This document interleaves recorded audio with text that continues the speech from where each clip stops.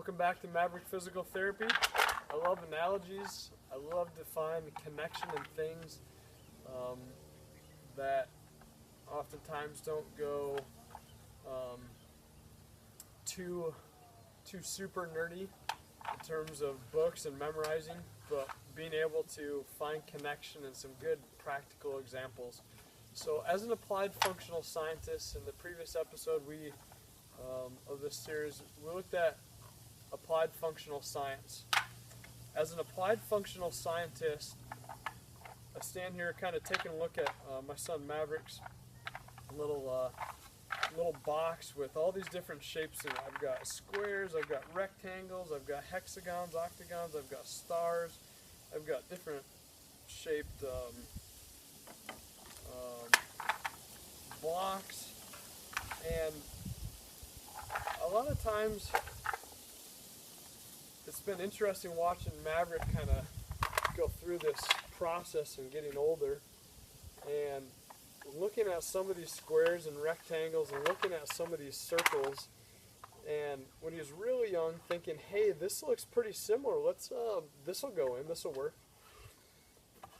This is an analogy for our functional filter with regards to movers, with regards to clinicians and practitioners as applied functional scientists amongst the rehab process and amongst the movement science process. So as a physical therapist and as an applied functional scientist, there's certain truths that need to be met that are this foundation that as a human being we need to abide by. It gives us, although a lot of people could think of it as being a very kind of shallow way of thinking it, it's very freeing and very liberating in knowing that we will help optimize the genetic potential of humans and myself practicing what I'm preaching by abiding by these, because the sky is the limit to having the freedom to not be bound by this evidence-based practice cycle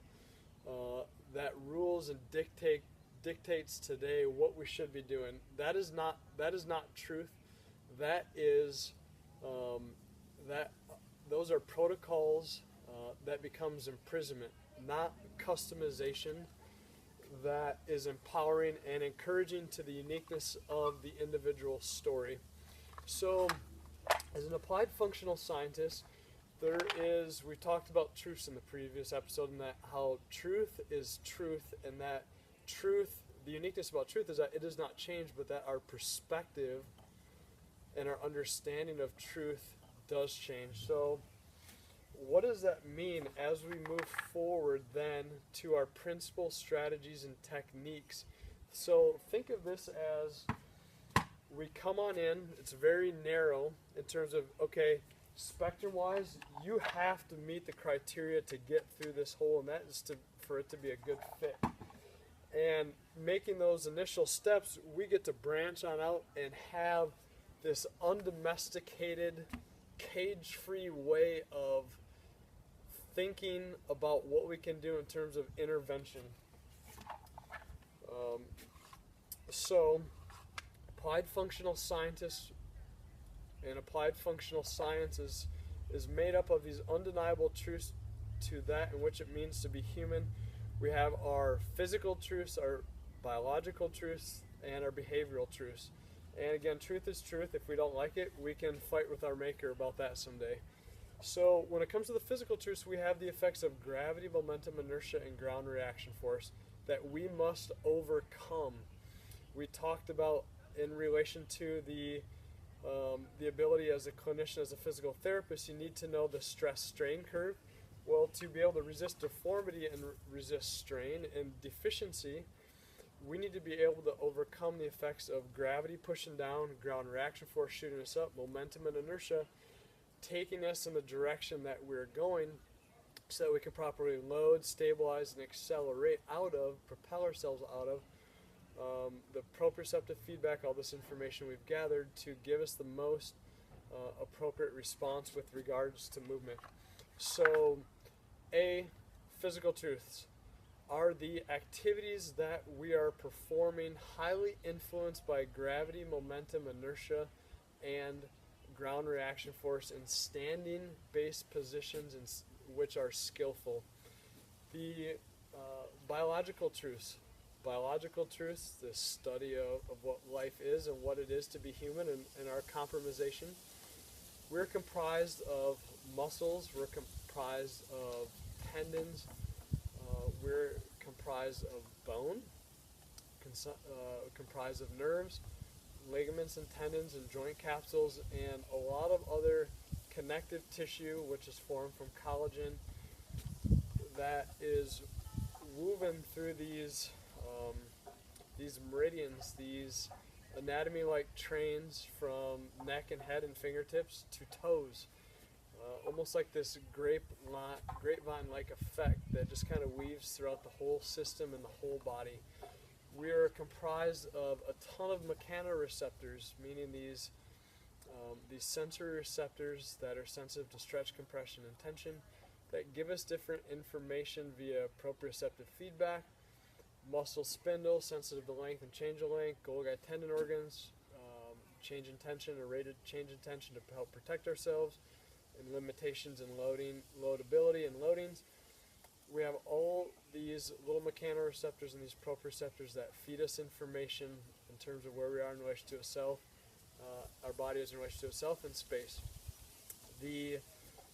So we also have the behavioral truths. The behavioral truths are unique in that we need to remember, oddly enough, and as weird as it is to say, that we're a unique, unrepeatable individual. In the history of this world and of this earth, there is no individual ever, and this reminds me of some Dr. Seuss stories, the story, Oh, the Places You'll Go, in which we reflect upon how these fingerprints and these footprints that we have, no one ever in the history and the existence of this earth and this world will ever have what we have.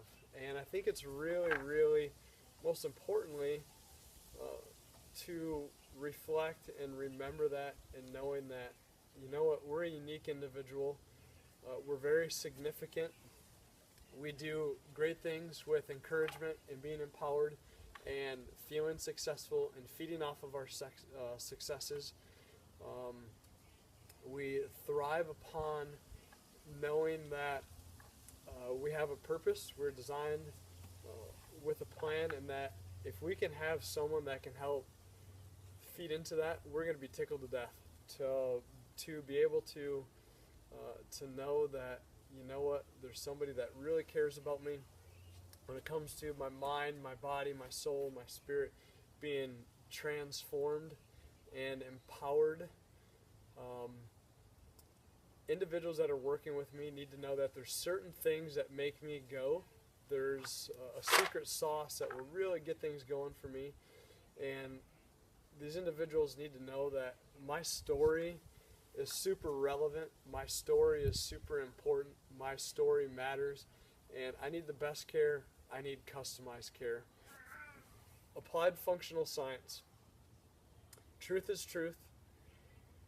Our perspective of truth does not change, but our perspective and understanding of truth do change.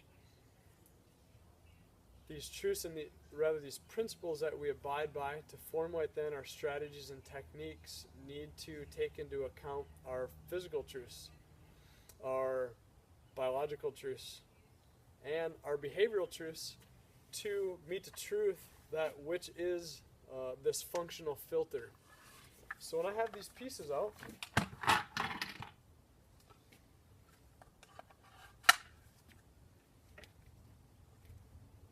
we basically, with our understanding of applied functional science, very, very easily can set up this super strong foundation that will not be shook, will not be damaged, will not be taken away by any catastrophic storm or event ever.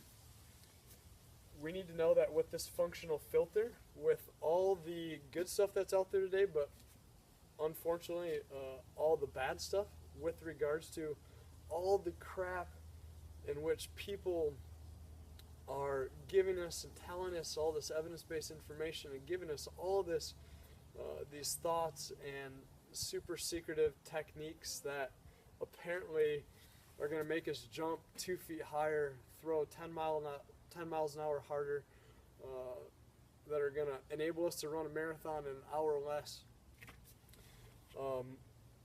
really fail the test to time and really fail the test to truth, because it's not based on truth. This functional filter we need to use by harvesting all the stuff that we're doing right now, all the stuff that we're gathering from clinicians that we're working with right now and have gathered in the past, and we need to spring clean. We need to sit down, we need to really scratch our heads and say, hey, listen, hey, this is truth. This is not man-made truth. This is truth in which we were designed and created with. We need to know that specifically the environment and the activity that I am engaged in is going to help me adapt specific adaptations to imposed demands. It's a simple little principle that us that have gone through the kinesiology-like programs in school and in high school in our science classes, we learn early on. And I think we really lose sight of that in knowing that, hey, what we're doing is specifically going to enable our body to adapt to that in which is environmentally specific and movement specific at that time. A very powerful thing and a very, very damaging thing as well. Our functional filter. Things need to fit into the right spot at the right time. If I'm laying down and sitting down, this clover-like shape, it would be like putting this through a triangle. It doesn't fit. If we take away the effects of gravity, momentum, inertia, and ground reaction force, we need to toss it out. We need to be able to be knowledgeable in that, hey, if we're really doing this to get better, we need to know the ramifications for that which we're doing. We need to make sure that as a human, those truths that we're seeking and to rely upon, we're not trying to put an octagon down the hole of a star. It's not going to fit. It's important that we really hone into these truths and to heed the advice of truth and the applied functional sciences. When it comes to our rehabilitation story and our movement story,